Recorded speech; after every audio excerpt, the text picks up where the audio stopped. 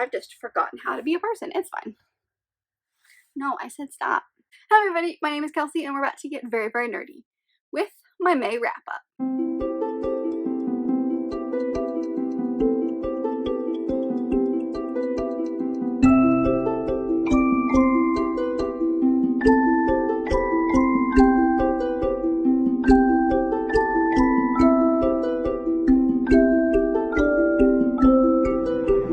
It's that time again to talk about all the books that I read in the previous month. This time it is May. So I ended up reading 13 books in May, which is incredible. Pretty, I feel like on average for me at this point, I've been reading an incredible amount in the last year or so. So had a very good reading month, kind of all over the place as far as enjoyment goes. I had a DNF this month. I had a few 5 stars this month.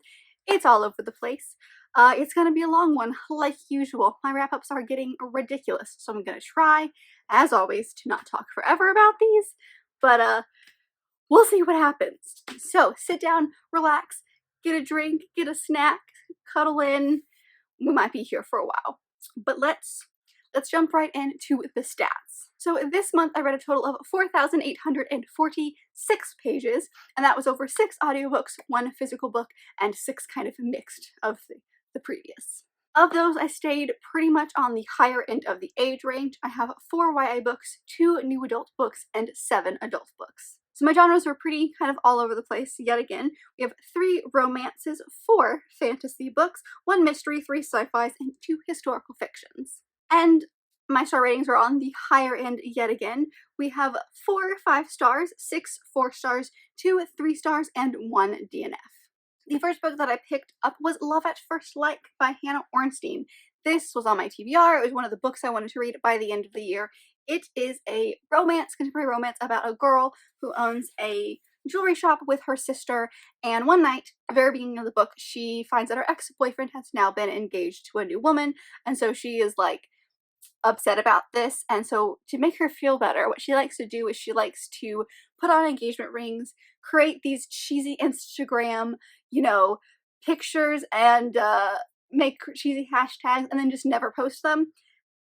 But this night she accidentally posts it and it goes viral, and so she has to find a guy to step in. So this one is the one that got 3 stars, or one of the ones that got 3 stars. It was okay. It was one of those that, like, if you don't want like a great romance, but you're in the mood for a romance and you don't need anything to think about, this is your book. It's a fake dating trope, which I usually love. It was just kind of lacking all around in this book. It was a little far-fetched at times. You didn't really believe it. The writing was really iffy because the writer often had our main character tell you things over and over and over to make sure that you didn't forget that those were the important things that you need to remember, and it just felt really heavy-handed with that. The romance was okay. There wasn't really any steamy scenes, so if you want a romance with no sex in it, this is it. Because, like, sex is part of it, but it kind of does the fade to black sex within this book. And so, like, I didn't have any strong attachment to the character. The main character kind of annoyed me most of the time. It was really just overall a bland book. I'm sure this hits well for some people. I'm just not one of those. So I think I'm going to go ahead and unhaul this book just because, like, it's very okay. So, like, it's fine. I'm willing to give this author another chance. This idea was really great. I loved the friendship that our main character has with her friends, with her sister who owns this company and the jewelry company, and learning about the jewels and just kind of like her brain and how she worked, because she was the business side of their company. And her sister was the, like, designer side, so she, like, designed all the jewelry, and then our main character is the one who kind of, like, did all the business and made sure that their budget was okay. Which I found those parts really interesting, but it was really just an okay read. Yeah, very meh, very middle of the ground. Didn't hate it, didn't love it. It's just kind of there, The next one that I read is Death on the Nile by Agatha Christie. I gave this one 4 stars. So in my TBR, I had this grand plan of I was going to read, what was it called? Closed Casket, which I thought was going to be by Agatha Christie. It's not. It's by this woman who has Agatha Christie's family, or the Agatha Christie Foundation's permission to use the Hercule Poirot character. So I'm very curious to continue to read that, but I want to know Like, I want to get more into Agatha Christie before I read some of the spin-offs that other people have done. So I decided to not do that, and I found this one. It follows Hercule Poirot, and he's on this kind of cruise, and while they're on this cruise, a woman ends up dead. And so there's a lot of build-up. There's this woman's fiance, well actually no, he's her husband now, and then also the woman that this husband used to be engaged to is also on this boat, and she was the person who died's best friend as well. Like, there's a whole lot of stuff happening on this boat, and I found it very interesting because the murder, like when you usually hear like murder mysteries, the murder happens relatively quickly to the beginning of the story. That's not what happens here. The murder, I would say, doesn't happen until roughly close to 40 to 50% of the way through the book, because she's building up these characters and kind of gives you a better understanding of the story as a whole before she gets rid of our our person who dies, which I thought was, at first I was very confused by, but the more I got into it, the more it made sense based on where the story went, where it ended. It's more, there is a murder mystery to it. You've got all the fun, you know, like you're solving clues with Poirot at the same time vibe, but you also are very connected to these characters. You understand our characters. You understand the girl who died, the people surrounding her in her life, that kind of thing. And everything makes a little more sense. I think it was a very interesting look at life and relationships and what you think you know, and what you'll do for love, but it was very good. I'm very happy that I read it. I continue to love Agatha Christie's writing of Hercule Poirot. I will continue to pick up her books. I'm very excited to continue with her stuff. The next one that I picked up was Never Love a Highlander by Maya Banks. This is my buddy read with my lovely friend Taylor. We've been doing one Banks books every single month. This just happens to be the one we did this month. This is the third in the Macabre, I believe, the Macabre trilogy. I keep saying it wrong. The Macabre trilogy, and we read the first one the month before, and there's one in the middle, which we didn't read, but we're reading in June. So maybe it'll make a little more sense, but that didn't hinder the plot of this one. There were some things with one of the side characters that were like, ooh, there's something here that we missed in the second book, but it didn't have like any big, like it didn't hurt the plot, if that makes any sense. But this series follows three brothers. The first one follows a laird and their respective romances. So this book, our main female character, Rione, I can never remember how to pronounce her name. Our main female character is another laird's daughter of a different clan who has been basically asked to marry one of the Macabre brothers. At first it was going to be the laird, but then the laird found somebody else, and so in the first book she gets engaged to another brother, and then in the second book that brother has his romance, which is not her, and so in this book it's her and her relationship with the third brother. So she is written in the first book as a super strong-willed woman. She loves to fight. She loves to learn how to do that. She loves wearing pants and like all of the, you know, non-feminine, stereotypically at this time kind of thing.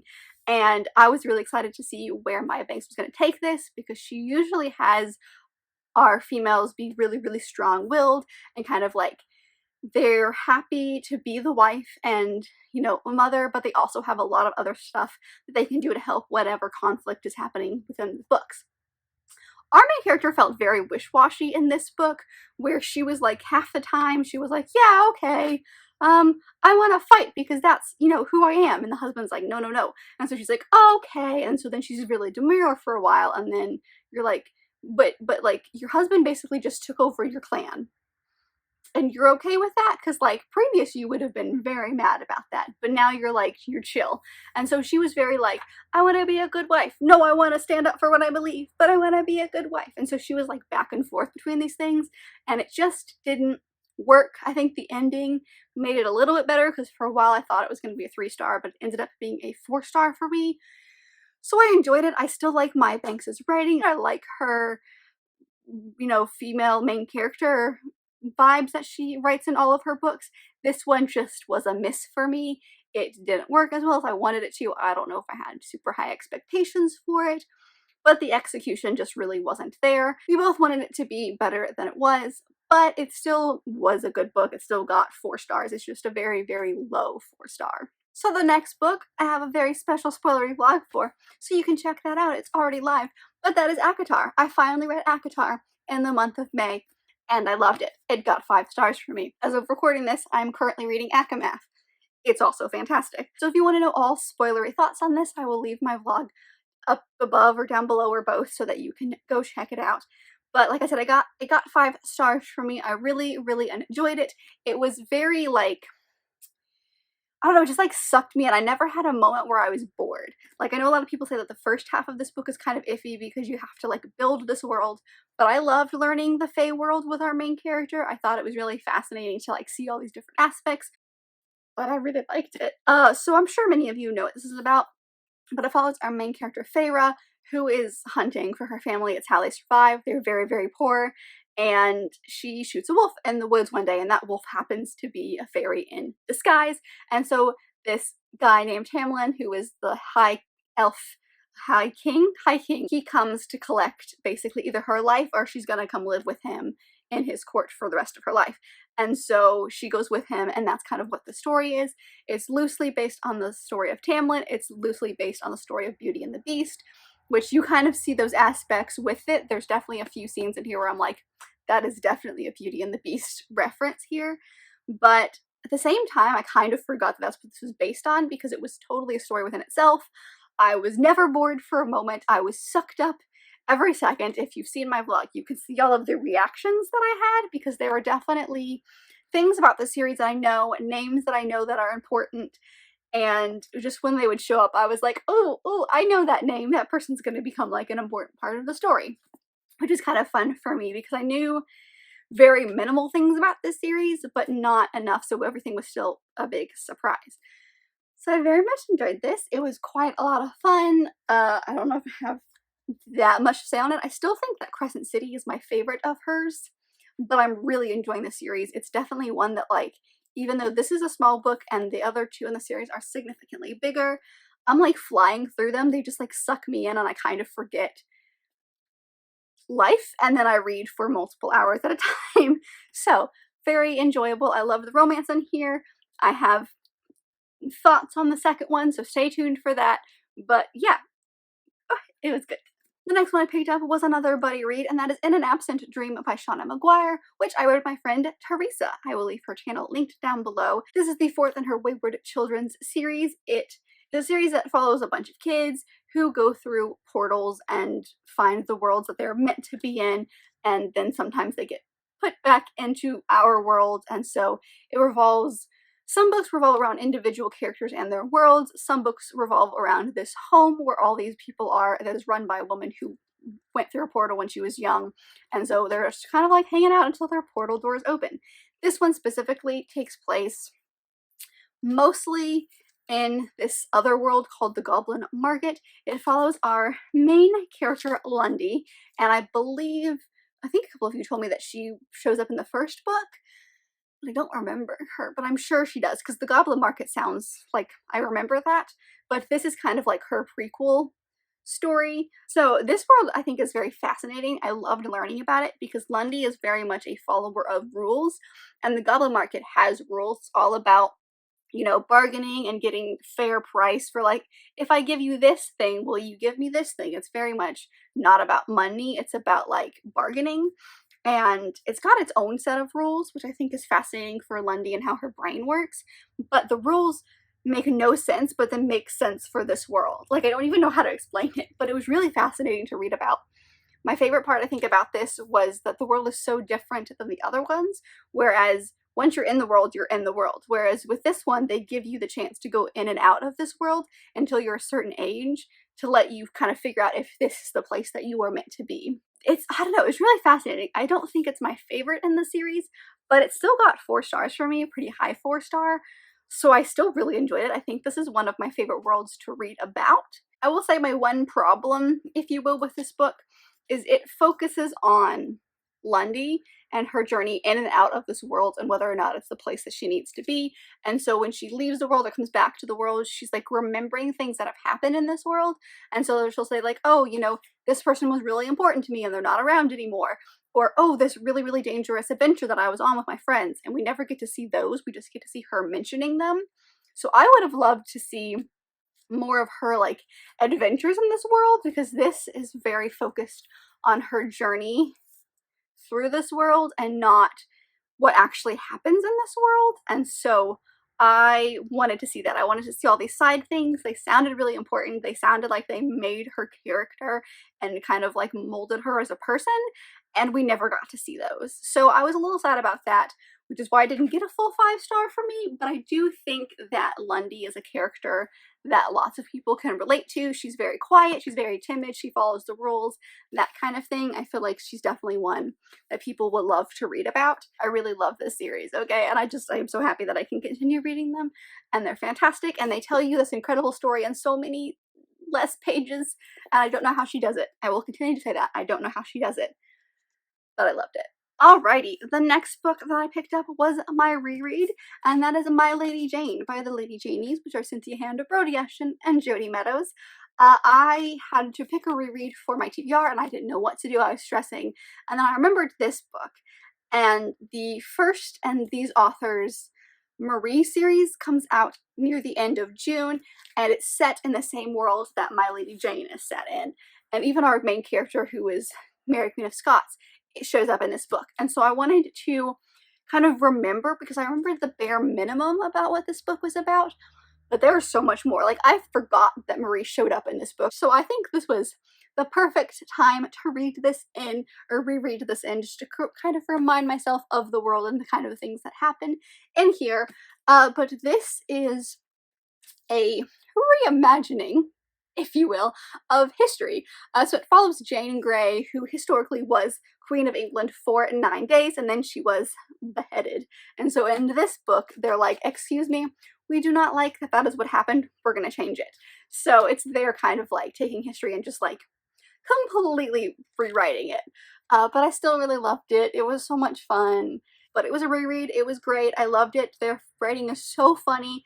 I think you have to kind of care a little bit about this time period, like Tudor England time period, just because there's a lot of little jokes here and there that wouldn't hinder your enjoyment if you didn't know them, but if you did know more historically about this time period, it makes a little more sense. And also there's always a fantastical twist on all of their stories, and it's just fun, and I loved it. The next book is the one that I DNF'd, so I won't talk too much on it, but that was Kingdom of Back by Marie Lu.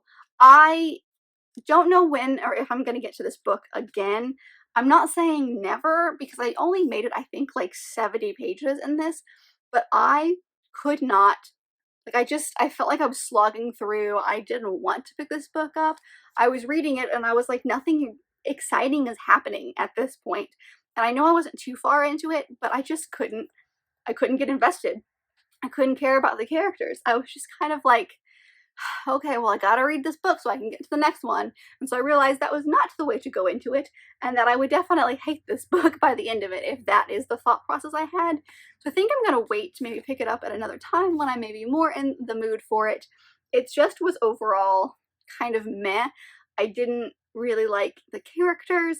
The writing was gorgeous, but like that was the only part that I liked really about this book. So I think it's an interesting idea. It's just the execution wasn't as great as I wanted to, or at least it wasn't good at the beginning to like draw me into the story and want to keep reading. I really didn't want to pick this book up. So maybe again in the future I'm not gonna say no to this. I think I'm gonna hold on to it. But yeah, it just didn't work for me, which was kind of sad. The next two books I'm going to do together because they are part of the same series, and that is Waking Gods and Only Human, 2 and 3 of the Themis Files series. I had this one out from the library. My audiobook came through. I said, you know, fine, you know, we'll give it a shot. These books I want to read by the end of the year anyway. It'll be great.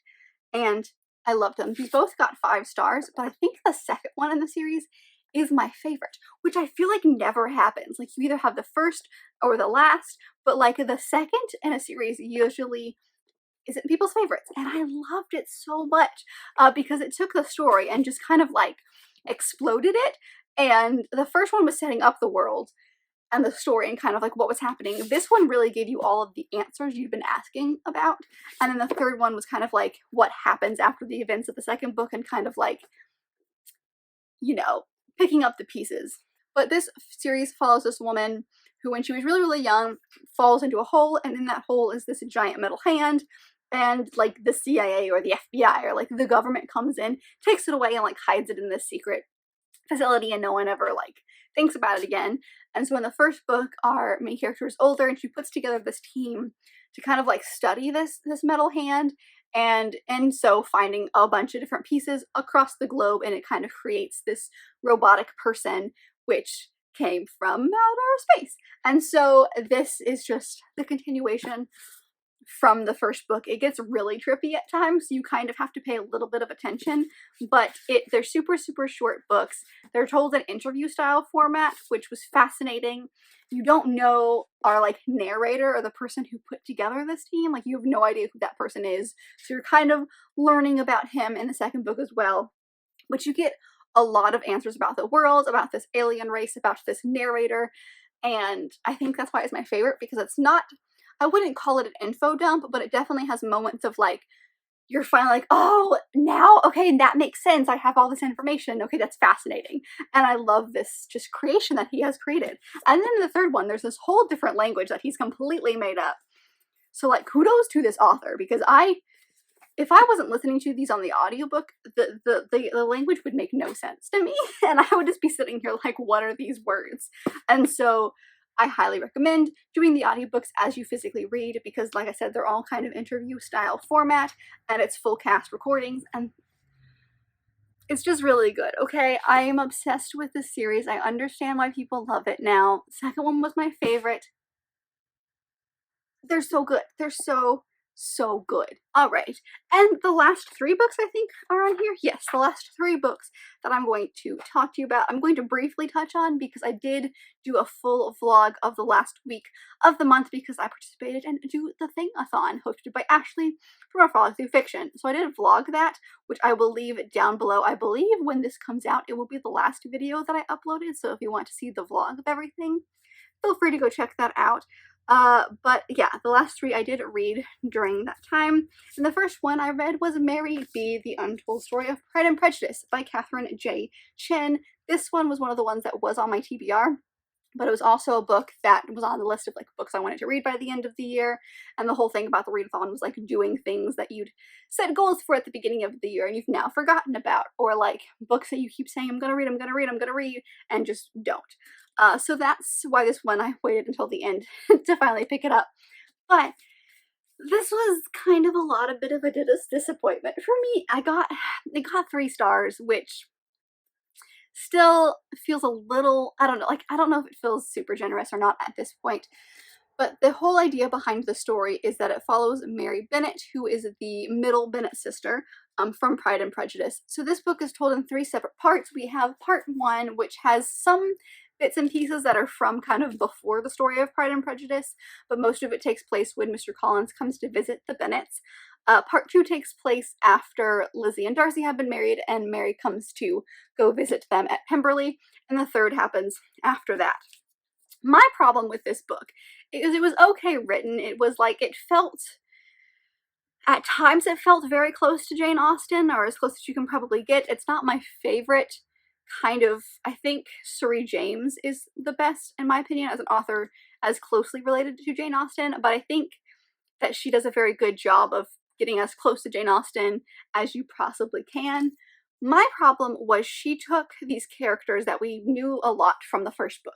Like, for example, Mary, you didn't have a whole lot from her from the original Pride and Prejudice text, so like really you could do anything with her, but some of the bigger characters like Lizzie, Mr. Darcy, Georgiana, Mr. Wickham, things like that, where you had very distinct characters that were already built up. She in this book basically said, okay, I'm going to pick and choose what I want to do, and I'm going to mold these characters that have already been created characters to fit the narrative that I want to tell. And it felt very unrealistic. It felt like she wasn't telling the story. She just like took these characters and completely changed who they were as people. So like there was a lot of stuff that like Darcy did. Colonel Fitzwilliam, who was Darcy's cousin, and Lizzie, like those 3 specifically, they did a lot of stuff in this book that I'm like pretty sure that wouldn't have happened based on Pride and Prejudice, Lizzie, Darcy, and Fitzwilliam. So like, I don't know, it as a story itself, if you took it away from being compared to Pride and Prejudice, I still think it would be a very meh book. It was like very boring at times. The ending just felt very convoluted at times, and then when you compare it to the original characters, I didn't particularly love it. And my husband was even asking me, he was like, do you not like it because of the stuff that she did, or do you not like it because you don't think it's a good comparison? And I agree that I don't like the stuff that she did to my characters that I love so much, but also I just feel like she didn't represent the characters from the original text very well. And so, I don't know, it felt, I didn't like it. By the time I was done, I was seething. I was so done with it. So, yeah, it was just kind of okay. But I followed that up with a great book because I finally picked up A Lovely War by Julie Berry. I've been meaning to read this for years. It was on at least 2 or 3 different TBRs last year, and I never got around to it. But it is the story of World Wars I and II, but mainly World War I. It's following these 2 couples during that time, but it's told from the perspective of the Greek gods, particularly Aphrodite, Ares, Apollo, and Hades. My favorite thing about this book is how it was formatted, that idea of the gods telling the story, because you've got Aphrodite, who's the goddess of love, you've got Ares, who's the god of war, you have Hades, who's the god of the underworld, and then you have Apollo, who's kind of the god of everything, but primarily in this book, he's kind of the god of like culture. And so you really see, depending on different aspects of kind of what's happening, Aphrodite is telling, I'd say, about 80% of this story, but then you have the other characters just kind of like coming in here and there. And there's so many different layers on top of it because you've got, like I said, these 2 couples who do know each other. And then you've also got the fact that this is set during war, so wartime is not great. One of our main couples is a mixed couple. You have a black man and a white woman, and so there's that on top of it as well. And then on top of all of that, you have this other subplot that the Greek gods are going through, primarily Aphrodite and Hephaestus.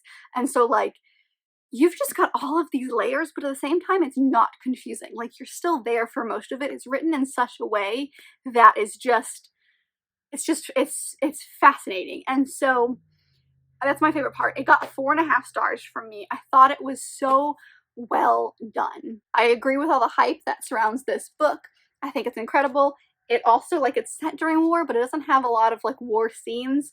So, like, for example, with one of our couples, the guy is he's one of the soldiers, and so like he is fighting in the trenches, he is in the camps, he is training, like, so you see all of that, but it's not in grave detail because that's not the point of the story. The point is their relationships and the love between these 2 couples. But war is also, like, that's part of why they're not physically together and things like that. You do get some scenes where the characters are fighting, and it's inevitable when it's set during World War I, but it's not gruesome, it's not overly descriptive, it's not anything that, like, I don't like to read about. So if, like, you're hesitant because it's about war, it is, but that's not the main part, and that's, like, maybe 5% of this book is actually describing like training and war and things like that.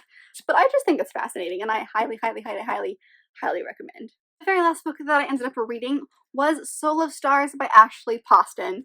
This is another book that I've been talking about how I need to read. I'm pretty sure it's one of the first books that I really pre-ordered for the first time. It's the second in a duology. The first is Heart of Iron, and it follows kind of the story of Anastasia, but set in space. So it's definitely like spaceships and going to different planets and you know, that kind of stuff. But it is one that, like, it was on my list of things that I want to read by the end of the year. It's just one of those books that I keep putting off and keep putting off. So I did it. I finally did it. So this one ended up getting 4 stars from me. It had its moments because, like, it's been a long time since I read the first book, and I even tried to find synopses online, and there was nothing spoilery. I could only find people's reviews of it. I couldn't find, like, synopses of, like, what actually happened in the first book. So, like, some things were there, but it was very, very blurry. Whereas the very beginning of this book sets it up pretty well to kind of remind you what happened. The little, like, dust jacket blurb here reminded me a little bit, so I had enough information to go into this book. Now, there is definitely some stuff that, like, I completely forgot, and so, like, they'll mention characters that are not in this book but were in the first book, and you're like, okay, so I know that name, but I don't remember who that person is and like why I should care about them. And so like situations like that, I was a little fuzzy, so I would highly suggest not waiting 2 years between these two books. Just a thought. Because that definitely hindered like my enjoyment, but it didn't hurt the plot because the plot was moving, you were doing things every second. There was not a slow moment, but you also didn't get exhausted from that, so like it was go, go, go the whole time. But this was a great, fun sci-fi adventure. I like that it was only a duology because I don't know if you, like, I didn't feel like this story needed more than 2 books. I felt like with these 2 books, I was like, okay, this is the story we need. This makes sense. So that was fascinating, kind of learning a little bit more about the world and the history of some of our characters was very fascinating. Some secrets that were kept in the first book finally came out, and so like you saw the repercussions of that. So it was very enjoyable. I'm so glad that I finally picked it up, but I wish I had picked it up sooner too when I read the first one, or maybe if I had more time, reread the first one before I got into this. But it was still fun. I'm so glad that I finally read it. And it still got 4 stars. So great fun YA sci-fi adventure. And that's it. Those are the mini books that I read in May. June is going to look very similar because I have a lot of ridiculous ambitions for June. We'll see how that works. But I hope that you guys enjoyed this video. Let me know down below if you've read any of the books that I mentioned. If you participated in Do the Thing-a-thon, tell me how that went for you. Let me know what you read in May. If you didn't participate in that, let me know all of the fun bookish things that you did in May. But if you liked this video, and I very much hope that you did, don't forget to give it a big thumbs up and subscribe down below if you want to be part of this awesome growing family. I've also got all my social media as well as other fun bookish links down there, so don't forget to go check all of those out. And I'll see you guys in my next video. Bye!